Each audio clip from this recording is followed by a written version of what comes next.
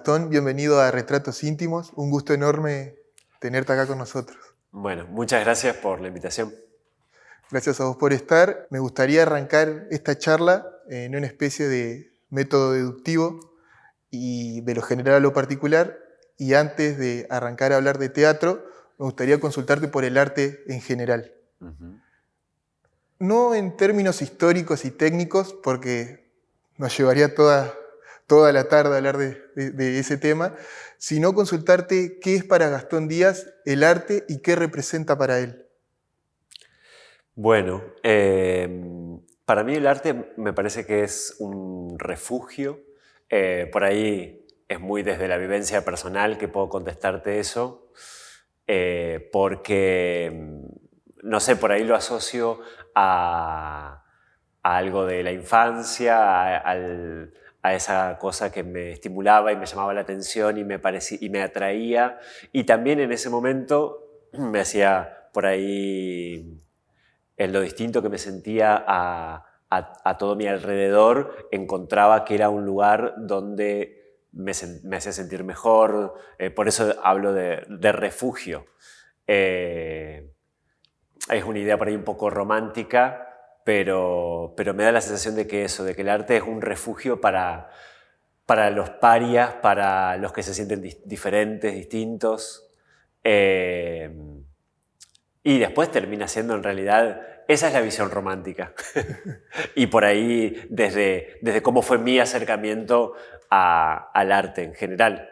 Pero después me parece que es lo que hace la vida más interesante, ¿no? Porque si solo nos dedicáramos a cumplir obligaciones, a trabajar para poder alimentarnos y sobrevivir, la vida sería mucho más aburrida si no tuviéramos el arte que nos permite imaginar que el mundo puede ser de otras maneras, la fantasía de imaginar otros mundos posibles, otras formas de vincularse, y un mundo también donde ciertas injusticias puedan ser expuestas y eso que normalmente naturalizamos podamos verlo reflejado y reflexionar y pensar algo más sobre eso.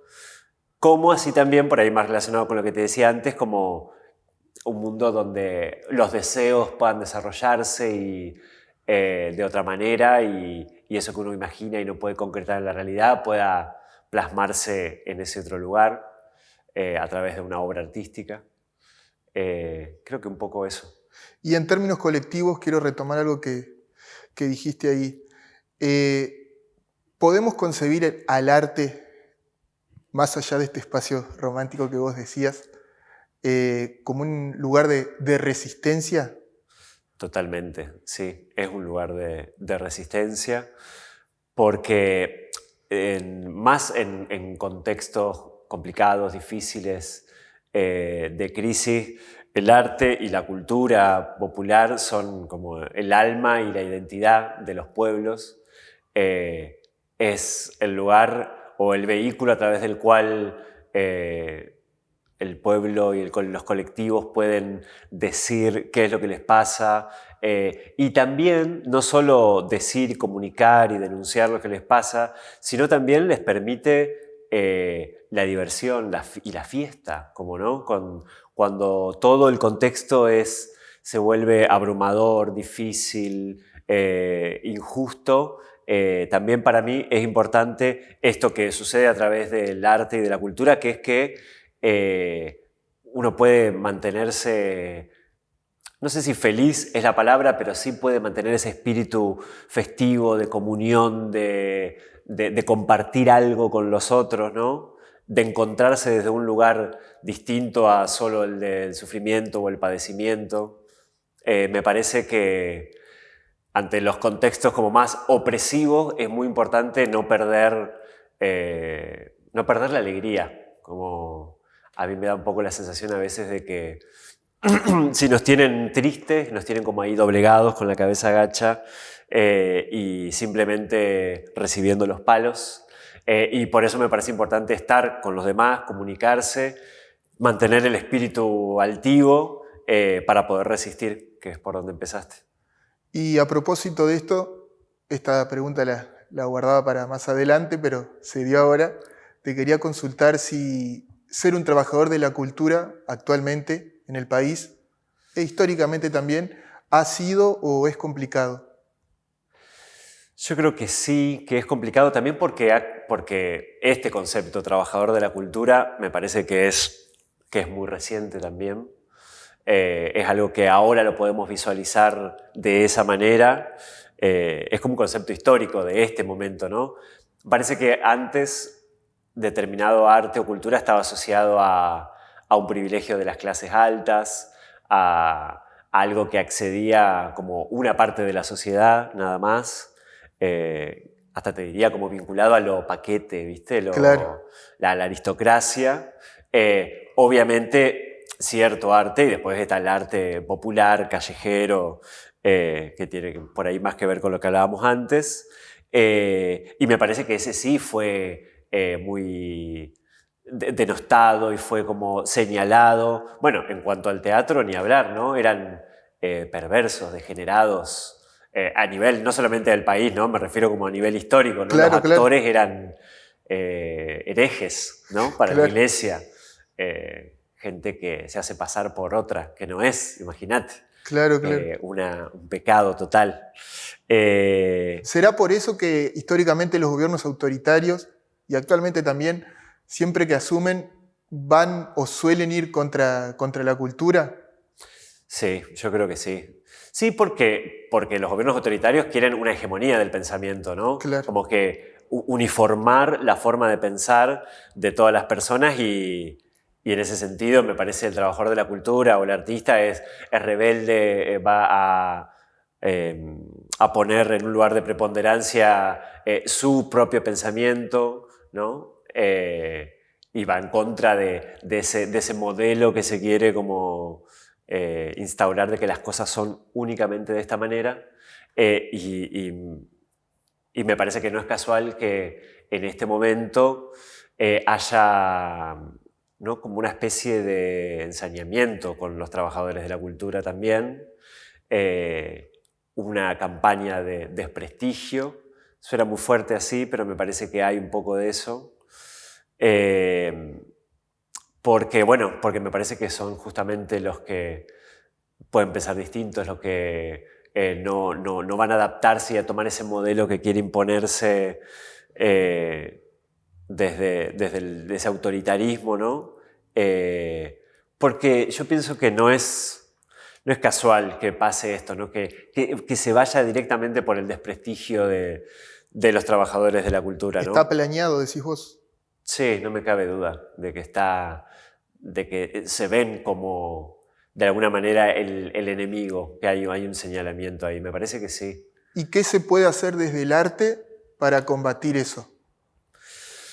Yo creo que desde el arte y desde los sectores progresistas en general de la sociedad, primero es como pensar como estrategias y cómo salir de esta crisis en la que está el progresismo en general, me parece, ¿no? Porque tanto en la Argentina como en muchos países a nivel mundial, este avance de la derecha y de los pensamientos neofascistas, como, bueno, me parece que también, obviamente, es como resistir por un lado y por otro lado pensar cómo el progresismo llegó a una crisis tal que en general como que la sociedad se ha como Distanciado. distanciado tal cual y ha seguido a líderes con ideas tan extremas, ¿no? ¿Y tenés alguna teoría de por qué ocurrió eso con el progresismo? Yo no sé, no tengo una respuesta como clara a eso, me parece que es algo que está como, no sé, elaborándose, se está pensando, me parece.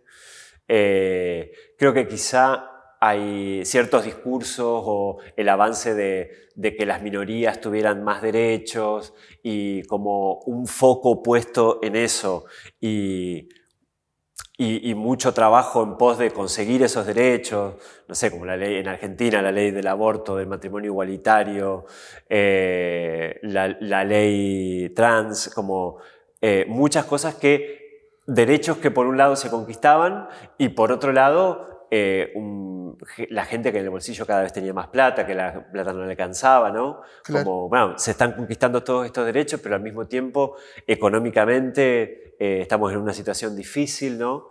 Y me parece que eso de alguna manera fue generando como una especie de resentimiento en cierto sector de la sociedad que hace después esto, que la gente se alinee detrás de esos líderes de ideas más extremas y todo eso, todo ese discurso y ese cambio de la mentalidad hacia un lugar más abierto, más tolerante y respetuoso de las diferencias, ¿no? Se puso así en crisis de tal manera. Me parece que sobre todo algo que no hay que hacer es dar como la batalla por vencida, ¿no? Claro. Como, yo noto que es signo de época, por ejemplo, que empieza a haber como una autocensura, ¿no?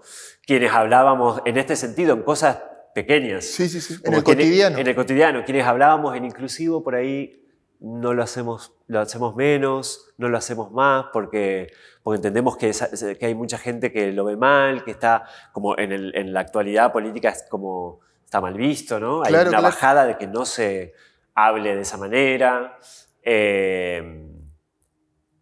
Bueno, como un montón de cosas, ¿no? Como el decir, bueno, yo creo que con el resultado de las elecciones a nivel nacional también pasó que mucha gente, como dijimos, hay un montón de gente que piensa de esta otra manera y que lo manifestó en su voto, entonces como por ahí no animarse a tener ciertas discusiones o a Claro. hablar, bueno, lo que pasa en las familias, no sé, en los almuerzos, los encuentros familiares, ¿no? Claro, claro. Decidir hablar o no hablar para evitar como el conflicto. ¿Y te asusta este contexto social actualmente? Sí, sí, me asusta. Me asusta el contexto y del país y el mundo me asusta en realidad. Claro. No sé, capaz que es un pensamiento no sé si es pesimista pero siento que las distopías que uno veía, no sé, esas películas de ciencia ficción que veíamos de chicos o los libros que leíamos o Black Mirror, no sé, como ejemplos así, bueno, es lo que está pasando, llegamos a ese punto, como estamos viviendo las distopías. Claro. Y lo que pienso de las distopías es que, bueno, el mundo está yendo hasta ese lugar, toda la gente está con su teléfono y en las pantallas como medio como perdido y alienado en ese universo. Pero bueno, lo que me da esperanza de las distopías es que todas las novelas distópicas o las películas o el arte que se hizo en ese sentido, siempre hay una resistencia.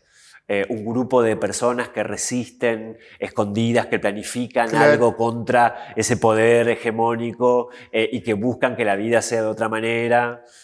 Así que bueno, habrá que alistarse en la resistencia. Recién, mientras comentabas esto que acabas de decir, mencionaste un tema que me parece muy interesante, que es el de la tecnología. Y me interesa mucho la intersección entre tecnología y arte. Digo, con Instagram muchos creemos que podemos ser fotógrafos. Con TikTok muchos creemos que podemos actuar. ¿Cómo crees que afecta la tecnología al arte y si por un lado lo democratiza o si por otro lado le hace perder su valía, su aura en términos de Walter Benjamin? ¿Qué opinas?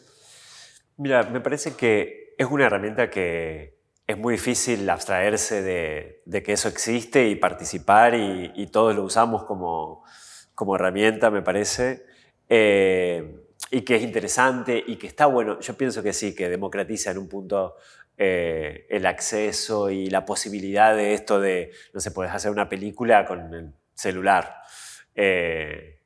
Pero también crea personas digitales. Eso es lo que me asusta. ¿A qué te referís con eso? Como eso, como pienso sobre todo por ahí los niños y los adolescentes que constantemente están ahí, es como esto, se crea como ese avatar y esa personalidad que no tiene cuerpo físico, que es virtual, ¿no? Que no es real.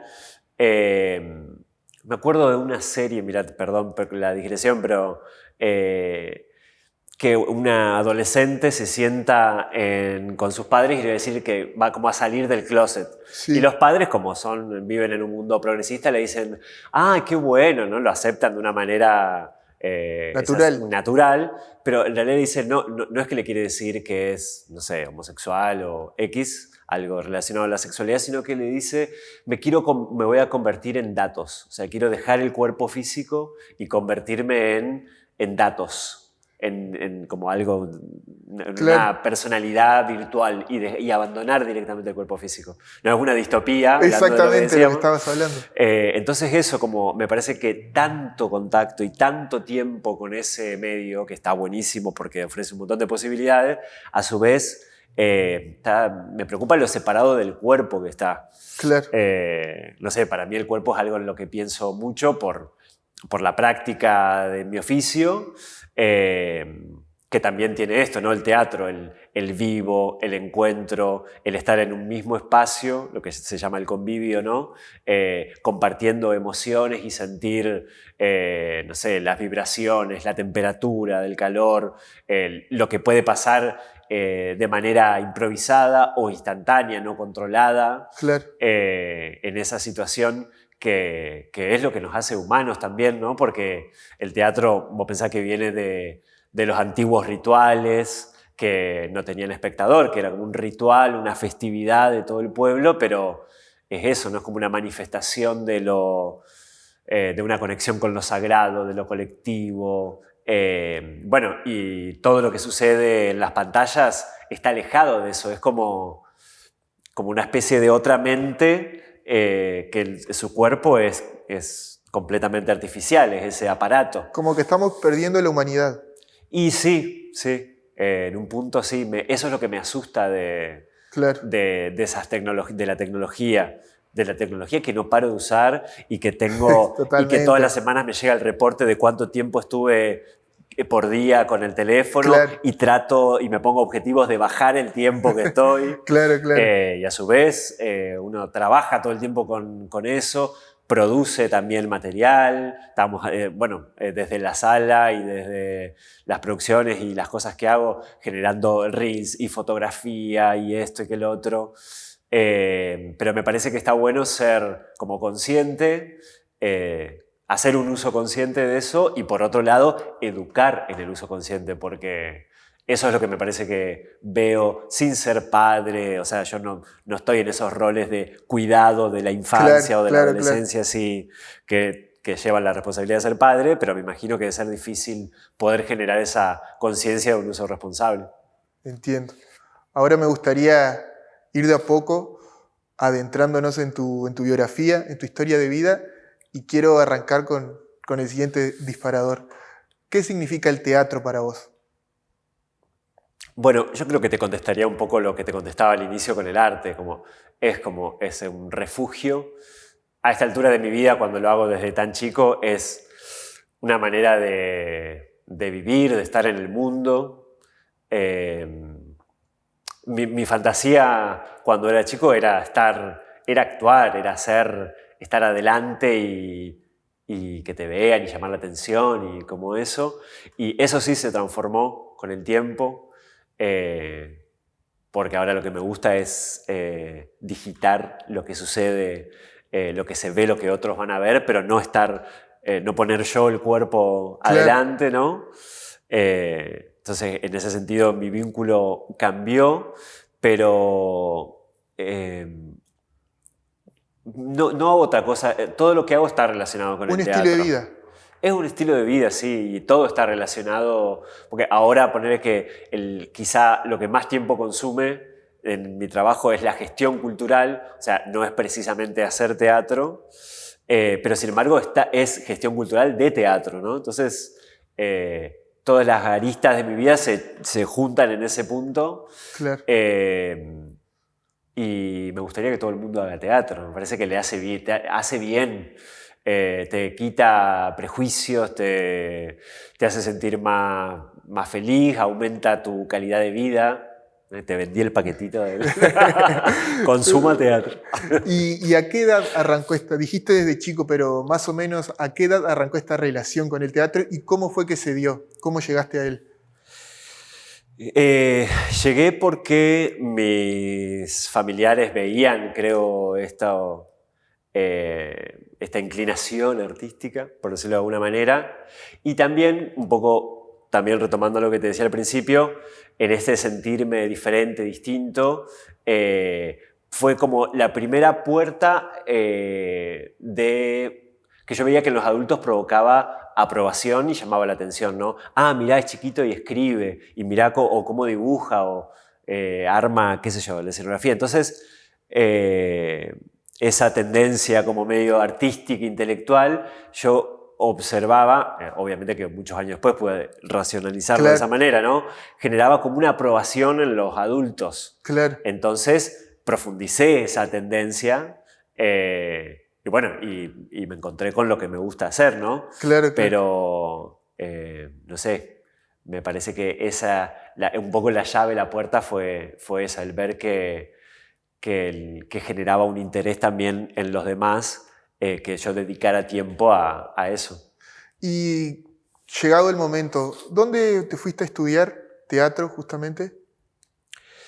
Me fui a estudiar teatro a Buenos Aires, terminé la secundaria y antes inclusive de terminar la secundaria había empezado a viajar, viajaba los fines de semana y hacía Ajá, talleres en Buenos Aires. En ese momento estaba muy estimulado por la que fue mi primer maestra de teatro, que fue Nora Coso. ajá. Entonces realmente tenía mucho estímulo y no solamente desde lo teatral, sino desde lo musical, lo plástico, desde muchos estímulos diferentes. Me voy a Buenos Aires y hago el ingreso a la EMAD, que es la Escuela Metropolitana de Arte Dramático.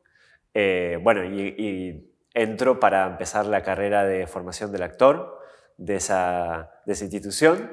Bueno, y fue un descubrimiento hermoso encontrarme con esto que por ahí yo me sentía de esta manera y que había un grupo en Gualeguay de gente con la que podía hacer determinadas actividades y compartíamos gustos y aficiones. Bueno, en Buenos Aires, viste, pasa eso que es como, Se abre el se panorama. abre el panorama y es mucha gente la que está en esa. Así que bueno, forjé muchas amistades y mi formación artística también fundamental se produjo en esa ciudad, en Buenos Aires. Desde ese lugar, la EMAD, mis talleres de dramaturgia que tomé durante muchos años, los talleres de puesta en escena, toda mi formación, digamos, más dura fue en esa ciudad en la que medio viví hasta no hace tantos años. Al principio de esta charla utilizaste una palabra que me dejó reflexionando y pensando. Usaste el término paria, que el teatro muchas veces es un espacio para que, entre comillas, los parias de la sociedad se junten, disfruten y puedan expresarse tranquilamente. Acá en Gualeguay, ¿te sentías un paria? Sí. ¿En qué Sí. sentido y si eso te afectó? Sí. Te lo pregunto porque Sí. seguramente mucha gente debe estar transitando ese mismo proceso que te tocó vivir a vos. Sí, por ahí en esto, en que el vínculo con mis pares, sobre todo no sé, en la escuela, por ejemplo, me llevaba bien con un grupo más reducido y después no con la mayoría. De más chico sufrí algo de bullying también. Y después también que en esa época, siendo adolescente, yo también percibiendo mi sexualidad de una manera que no era la normativa, digamos, Claro, y en ese momento, no sé, yo fui adolescente en los primeros 2000 y todavía no se vivía como hoy la aceptación a las minorías que se vive hoy en día, ¿no? Era bastante más difícil, entonces también irse a Buenos Aires era como vivir la sexualidad libremente, no solamente eso. Eh, era difícil, ¿no? el hecho de irte a Buenos Aires, deduzco yo a partir de todo lo que me decís, te permitió conocer, a verlo pongo en nuestros términos, otra belleza distinta a la norma o a la normativa a la que vos estabas acostumbrado cuando estabas acá en Gualeguay. En este sentido, y porque entiendo que es algo muy importante en el arte y en el teatro, me gustaría consultarte qué es la belleza para vos. Bueno, la belleza es interesante la Sí, pregunta, porque creo que uno tiene por ahí ciertos conceptos, tiene totalmente. como ahí más elaborados o tiene una sentencia para Sí. responder a eso y me parece que no la tengo con respecto a la belleza, pero creo que es lo que te conmueve. Que la belleza es eso, lo que de alguna manera te atraviesa y te transforma, te transforma en el sentido de, pienso en ver algo y que te cambia el humor, que te hace sentir de una manera diferente, ¿no? En ese sentido me refiero a la transformación. Eh, No sé si vos habías leído antes, pero Immanuel Kant, el famoso filósofo mm, prusiano del siglo XVIII, tiene el mismo concepto que vos de belleza. Mirá, No no. sé si fue sin querer o capaz en algunas lecturas de tu vida lo incorporaste. Y capaz que lo incorporé y no lo recuerdo. Puede Co- ser, la verdad que más allá de verlo en la EMAD cuando estudiaba, Claro, que teníamos filosofía, capaz que me quedó de ahí, no sé. Creo que contesté igual desde la propia percepción, ¿no? totalmente. Lo hace más Pero valedero bueno, todavía. totalmente. Y en mí, que tal vez no tengo la misma sensibilidad que un artista como vos, hay conceptos de bueno y malo, ¿no? Medio en términos de competencia. Y me pasa que muchas veces escucho, tal actor es bueno, tal actor es malo. ¿Existe eso realmente en el teatro? ¿O cada uno con sus posibilidades puede ser actor o actriz?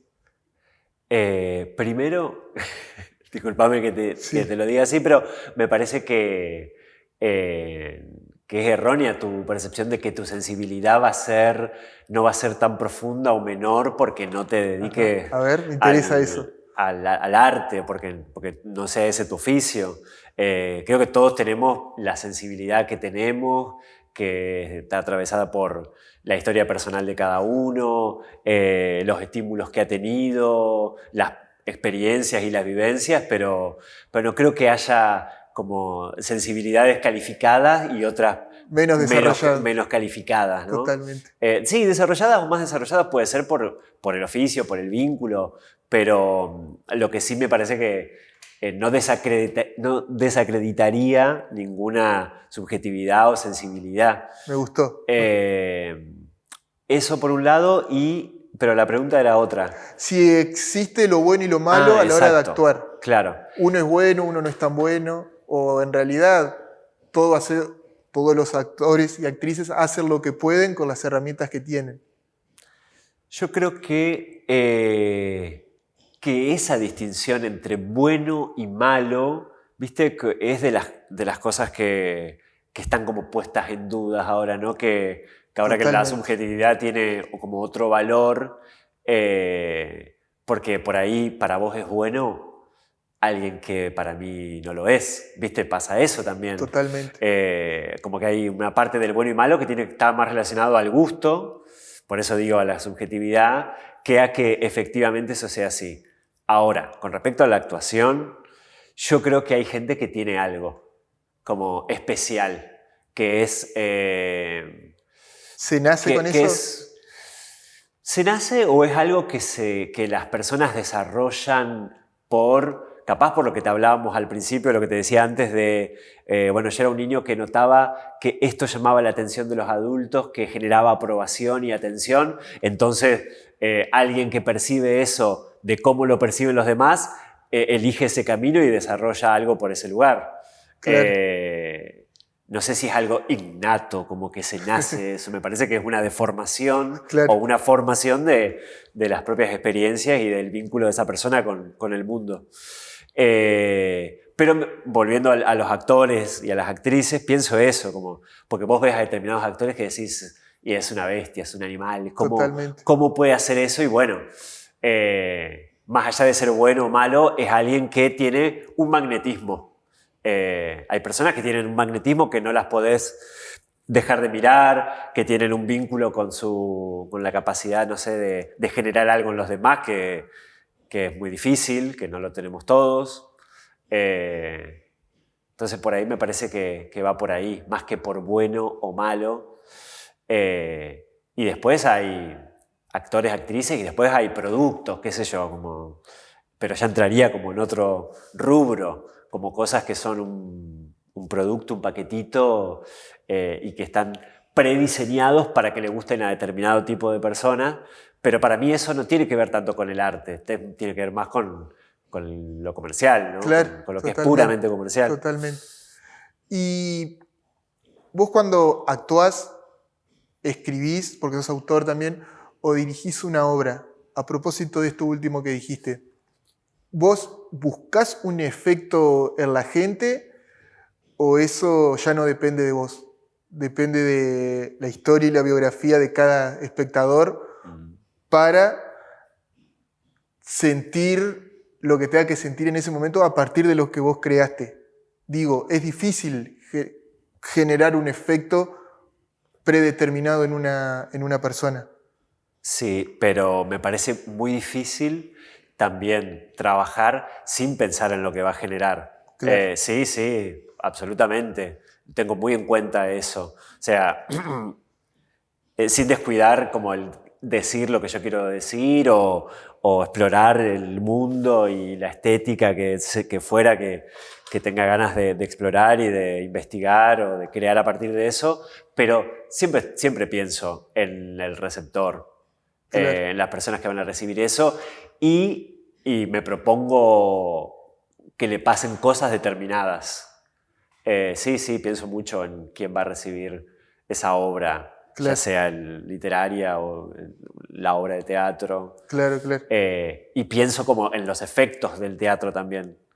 No sé, ahora en los últimos años que he estado como más cerca de la danza-teatro y algo más vinculado al movimiento, pienso en eso. Ahora de las obras me gusta, primero siempre que conmuevan, para mí el hecho de eso de que le pase, que la persona no se vaya igual a como entró a la sala, que se vaya transformado, que algo le pase. Claro.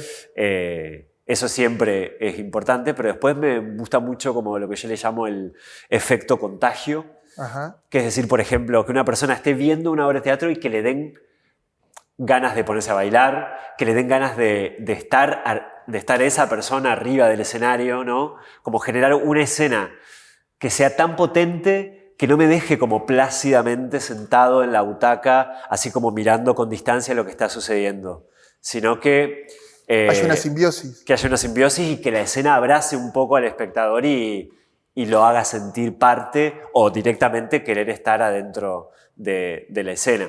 Claro. ¿Y a vos, Gastón, qué te gusta más? ¿Escribir, actuar o dirigir? ¿En cuál te sentís más cómodo o cuál te genera más placer, por decirlo de esa manera? Son vínculos distintos. Creo que dirigir es lo que más placer me genera y que lo siento como más...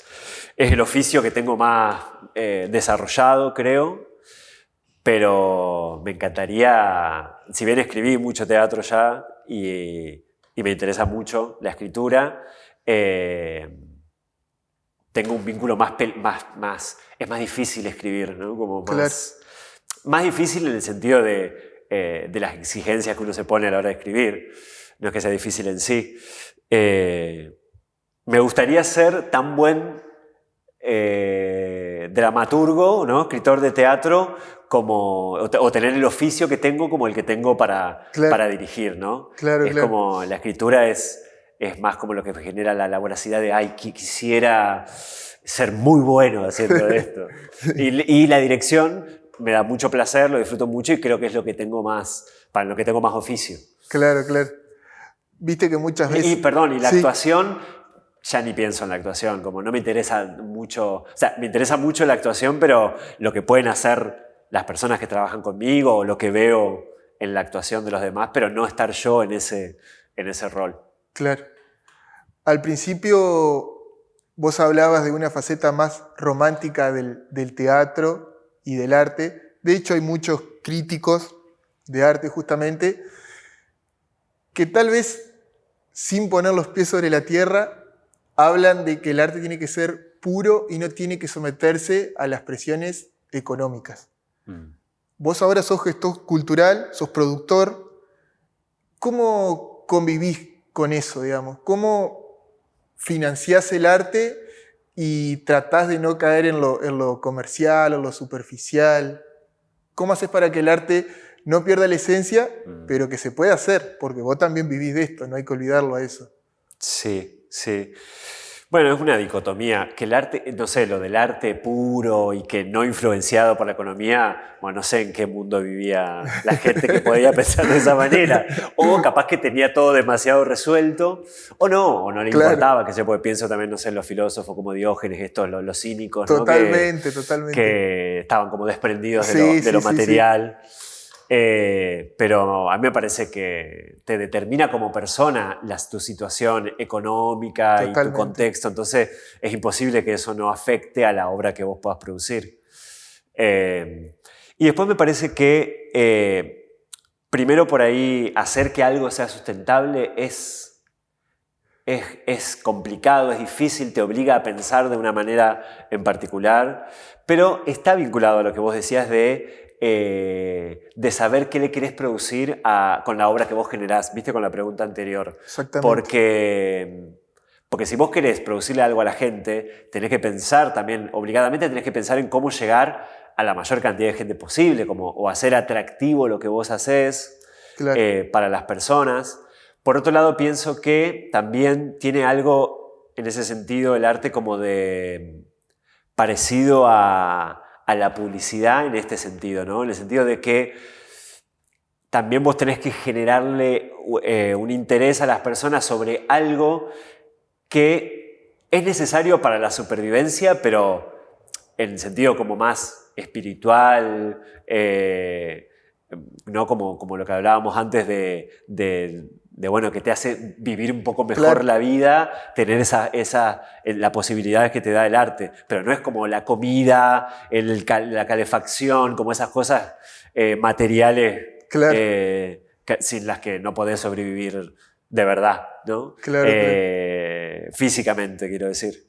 Y me parece que últimamente en la gestión cultural, pensando en esto que vos decís de cómo generar el interés en los demás, también se está trabajando mucho sobre lo que es la gestión de públicos, ¿no? Cómo transmitir y cómo hacer llegar la información en este mundo atravesado por tanta información a la gente, que la gente conozca, que pueda acercarse, que pueda en este mundo tan digitalizado también seguir sintiendo atractivo por nuestras artes analógicas. Claro, claro. Y me parece como en la experiencia individual, como empiezo por mí, a mí me hizo tan bien que quiero que haya un montón de personas más que tengan esta posibilidad y que puedan ser atravesados por esto y que tengan el derecho de acceder y de ver y de tener esas oportunidades y posibilidades. Obviamente que no puedes estar instalado en la cuestión solo vinculado a esa parte romántica de la creación, claro, porque probablemente no puedas desarrollarte mucho y tengas que trabajar mucho de otra cosa para poder tener un ratito, para dedicarle a eso que en vez de un oficio termina convirtiéndose en un hobby. Entonces necesariamente tenés que pensar también en cómo hacer que las cosas sean sustentables. O sea también. Que lo económico es fundamental para esto que dijiste último, transformar un hobby en un oficio, en una profesión. Por supuesto. Bueno, a mí me parece con respecto a cuando yo era adolescente y lo que pasa ahora, un poco sigue pasando, pero no tanto esto de que tenés que buscar una carrera que sea, ¿cómo se dice?, redituable, o que tenga salida laboral, la famosa salida laboral. Sí. Me parece que sigue habiendo mucha gente que piensa de esa manera, pero me parece que ya no está tanto como hace unos años instalado como esto de tenés que estudiar algo con salida laboral. Claro, claro. Porque para mí salida laboral tenés en cualquier carrera. ¿Se puede vivir del teatro? Sí. Eso está bueno que lo digas porque hay muchos chicos y chicas que tal vez están interesados en vivir de esto y la realidad es que hay como una subestimación de que no se va a poder sobrevivir si no haces una carrera redituable económicamente. Yo todavía lo sigo viendo a eso. Sí, es que sí, sin duda ¿Viste? que sigue existiendo. No sé tanto de que antes capaz te decían directamente, no, anda a estudiar esto Claro, otro. claro, Y claro. era un mandato que acatabas o acatabas. Y lo que te quería decir con respecto a eso es que si vos lo haces con pasión porque te gusta tanto y vas a sobrevivir porque te la vas a ingeniar para poder Totalmente. hacerlo y vas a encontrar la forma, no sé, en mi caso fue dar clases en un momento. Bueno, dar clases me permitió seguir estudiando, vivir del teatro. Claro. Nunca viví de actuar o producir obras de teatro y de la venta de entradas, ponele, ¿no? Por ahí son cosas vinculadas Claro. al teatro, no directamente el teatro como hacer la obra y que, no sé, por lo que ganás de las entradas poder que sea así, ¿no? Pero sí de cosas vinculadas. Claro. Y yo creo que ante ese miedo de no, tenés que hacer algo que te dé una salida laboral, que sea redituable. Pero si sos un infeliz, ¿qué vas a hacer? Un infeliz que tiene un oficio Claro. que no le gusta, pero bueno, pero tiene la plata, qué sé yo, como... Me parece que eso es menos calidad de vida. Me parece que si haces algo con mucha pasión y te gusta mucho, y vas a encontrar la forma de hacerlo redituable y de sobrevivir. Me parece una posición más complicada cuando la persona no sabe lo que le gusta. Claro. Porque ahí sí me parece que, y no tengo una respuesta ante eso, como si no sabes qué es lo que te gusta o no encontraste qué es lo que te genera pasión, y ahí estás en una posición más complicada porque medio que no hay otra opción que hacer algo que te permita el sustento y Claro. bueno, y capaz seguir toda la vida buscando esa pasión. Entonces, Totalmente. Ahora quiero pasar a otro rol de tu carrera, que vos lo comentaste al pasar, que es el de la gestión cultural. ¿Qué es ser un gestor cultural? ¿Qué significa ese oficio? bueno, yo no tengo formación académica, porque ahora es una carrera nueva, ¿no? Ah, mirá vos. Sí, la licenciatura en gestión cultural está en varias ciudades y hay como un auge en el mundo de esa carrera, pero yo la aprendí de oficio, Ajá. por necesidad, porque empecé a hacer las obras y había que publicitarlas, que venderlas, que hacer que la gente vaya a verlas. O sea que fue como desde ese lugar. Yo empecé trabajando en el Teatro Italia, acá, y en un momento empecé a hacer funciones para escuelas. Ahí creo que ya empezó una labor de gestión cultural. Y después, cuando en el 2015 abro Libre de Marzo, bueno, ahí ya tener una sala es hacer gestión cultural porque se trata de eso, de administrar el funcionamiento de ese espacio, de generar actividades, de también generar asociatividades con otras instituciones o con otras personas para generar eventos, para crearlos, para, no sé, hacer publicaciones, para generar pensamientos sobre lo que haces también, para también esta cuestión de asociarte con otras personas que hacen lo mismo y pelear por determinados derechos, ¿no? Yo formé parte, por ejemplo, de un grupo de teatristas que trabajó en la redacción de la Ley de Teatro Provincial de Entre Ríos, Ajá. que se sancionó hace 2 años. Fue una ley que había comenzado en los 90, un grupo a fomentarla y a escribirla y a buscar apoyo para que se sancionara. Después quedó en suspenso muchos años y hace unos años se volvió a revitalizar la lucha por esa ley, se vuelve a redactar y a generar las condiciones y finalmente se sanciona. Esta es un vínculo por ese lado. Y hoy en día en Entre Ríos tenemos un Consejo Provincial de Teatro que no muchas provincias en la Argentina tienen, o sea que es un orgullo para Es algo innovador. Entre Ríos, completamente, porque es un organismo que está dedicado a fomentar y a promocionar las artes escénicas, ¿no? Entonces está generando programas y está generando políticas culturales para que el teatro llegue a las ciudades donde es más difícil que llegue, Claro. para que los grupos de teatros tengan posibilidad de circular, para que las salas sean sustentables también, ¿no? Y que tengan apoyo del Estado. Y actualmente también yo formo parte de el Instituto Nacional del Teatro, que es un organismo que se creó en el año 97 con la Ley Nacional de Ajá. Teatro, la Ley 24.800, El año pasado hice el concurso para ser el representante provincial del instituto en Entre Ríos. El instituto es un organismo modelo, fue el modelo para crear la Ley Provincial de Teatro de la que te hablaba antes, y también es un modelo a nivel mundial porque tampoco no hay muchos países que tengan un organismo con esas características, que es un organismo que es autártico, es decir, que tiene su propia forma de financiamiento, y que ha hecho que en los últimos 26 años en Argentina haya habido un desarrollo de la actividad teatral completamente federal, porque sabemos hace mucho tiempo que hay mucho teatro y que se exporta y de una calidad impresionante en Cava, en Buenos Aires, pero lo que logró el instituto, que es un organismo muy federal, es que esto suceda en todo el país y que llegue hasta los más pequeños pueblos. Claro.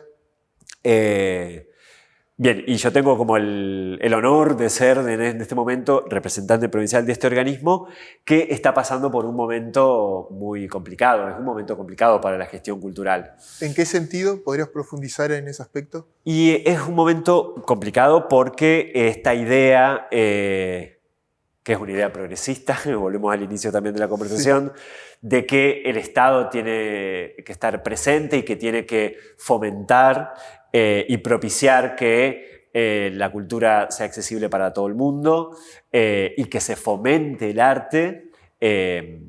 Bueno, está como combatida en este momento un poco esa idea. El presupuesto del año pasado se prorrogó, entonces no hubo actualización en los montos. Entonces, en este momento tengo la responsabilidad de estar al frente de un organismo que está en una situación muy difícil, muy complicada, que la ley Bases proponía en su primera versión que sea derogada la ley directamente. Todo el colectivo teatral peleó mucho para que eso no sucediera, todo el colectivo teatral y también de la cultura en general, porque eran muchos los sectores. Bueno, ahora estamos en la biblioteca.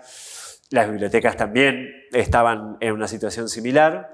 Finalmente ese capítulo de cultura fue quitado de la ley Bases, pero sí permaneció el capítulo de las facultades delegadas, que prácticamente le permite al Ejecutivo Nacional hacer casi lo mismo que contenía aquel capítulo de cultura. El INCA, por ejemplo, no fue derogado, pero fue vaciado prácticamente, está en una situación muy complicada, y el INT está también en una situación, el Instituto Nacional de Teatro, también muy difícil, con muy poco presupuesto, muy ajustado, y muy necesitado de que toda la comunidad, no solamente la comunidad teatral, sino la comunidad en general, es decir, cualquier vecino, esté atento y esté preocupado y que de alguna manera luche y milite porque sigan existiendo esos organismos, porque son los que hacen que de repente haya una obra en una escuela que tu hijo puede acceder, que puedas ir a formarte a un lugar y que no sea carísimo, sino que pueda realmente ser accesible.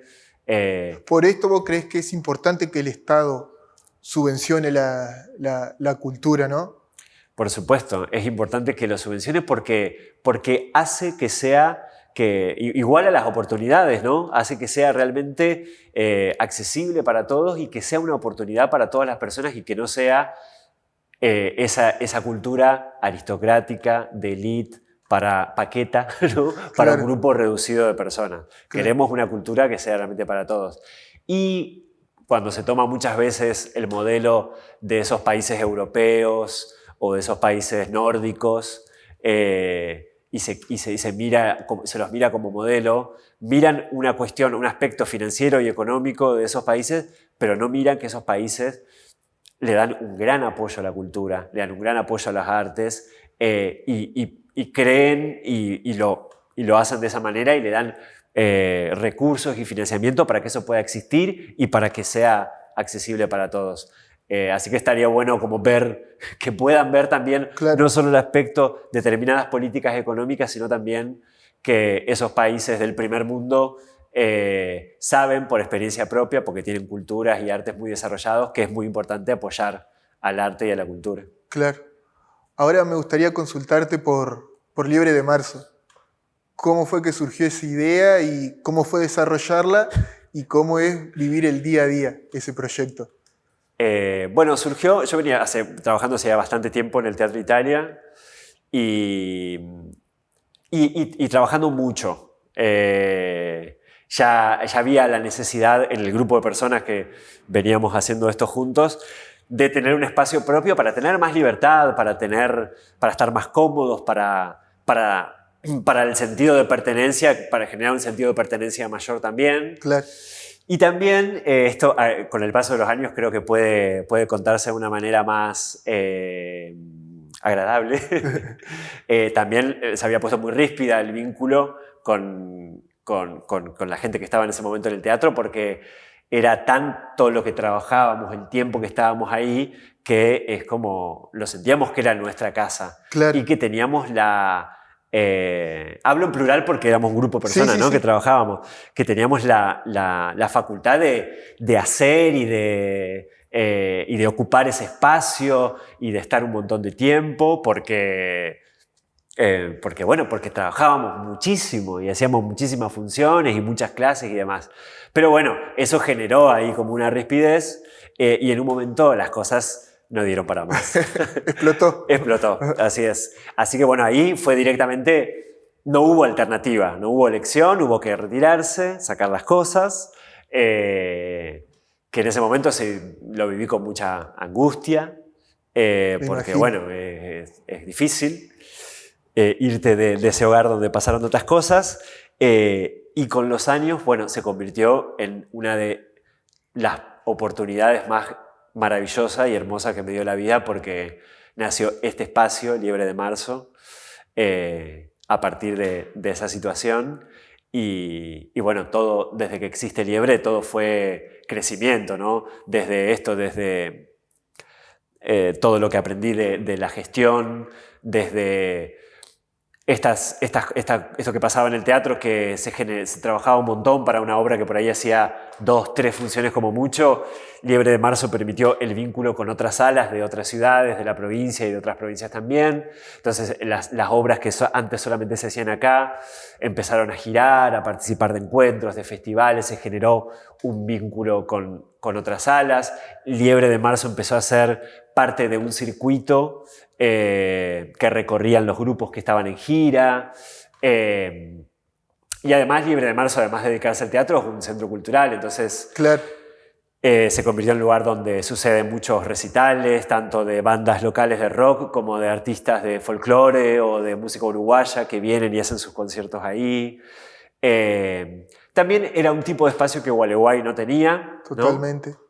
Este formato de pequeño teatro, centro cultural, donde desde todas las ubicaciones vos ves perfectamente, es casi como estar en un living de una casa, la cercanía con el artista, muy cerquita del escenario. También una apuesta por la calidez y por hacer sentir de una manera lo más cómoda posible y que sea una experiencia integral el ir a la sala, ¿no? Así que bueno, posibilitó muchas cosas. Y ya para ir terminando esta linda charla y antes de agradecerte, quiero pedirte una breve reseña sobre esta casa que dijiste vos, que es el Teatro Italia, y cuál crees que es la importancia de esta institución para Gualeguay. ¿Del Teatro Italia? Del Teatro Italia. Y me parece que, primero, es un teatro que es muy importante en la provincia, es el más antiguo, que se mantiene en pie, y me parece que tiene tanta historia, tantas cosas pasaron por ahí, es parte fundamental como de la vida cultural de Gualeguay. Me parece que es muy importante que siga manteniendo un vínculo estrecho con toda la sociedad, que pueda ser ese edificio también puesto en condiciones, pero ¿no? Necesita del amor, eso necesita de mucho amor de las personas que trabajan ahí, que forman parte de la comisión, pero también de la gente del mismo Gualeguay, ¿no? Es como esta biblioteca, como, que hace poco fue restaurada su fachada, necesita de eso, de la atención, amor digo en ese sentido, ¿no? De la atención, de apoyar las cosas que suceden ahí, cuando hay programación poder ir a verla, preocuparse por ese lugar. Me parece que está bueno parece que en ese sentido Gualeguay también, uno lo ve con unos ojos y después se da cuenta cuando vienen, no sé, familiares o, no sé, o amigos de otras ciudades y dicen, pero mirá Gualeguay cómo cuida Claro, como tiene un montón de lugares antiguos que están muy bien cuidados, como nosotros pensamos que es un desastre por ahí muchas veces o que hay cosas que merecerían ser puestas en valor de otra manera. Pero bueno, por ahí la gente que viene de afuera lo ve distinto, pero sí, pero también es cierto, ¿no? Que hay mucho por mejorar. descuido y por muchas cosas por mejorar y por valorizar. No sé, para mí en ese sentido el paradigma del descuido es lo que sucede con Juan L. y su casa de frente al parque que nunca fue comprada por la municipalidad, restaurada y hecha un museo, como darle el valor cuando es uno de los escritores más importantes de la Argentina, ¿no? Pero bueno, Gualeguay tiene como eso, es un poco como la Argentina en chiquito, de esto de que tiene esos como grandes valores y esas cosas de los que nos sentimos súper orgullosos, ¿no? Esos grandes artistas como fueron Emma Barrandegui, Juan L., esos que nos gusta tenerlos en alto y que nos hace sentirnos orgullosos, y a la vez como y cierta desidia y cierto desconocimiento de todo eso. Estamos ahí entre ese vínculo del orgullo y Claro. y de no darle bola a esas cosas. Claro.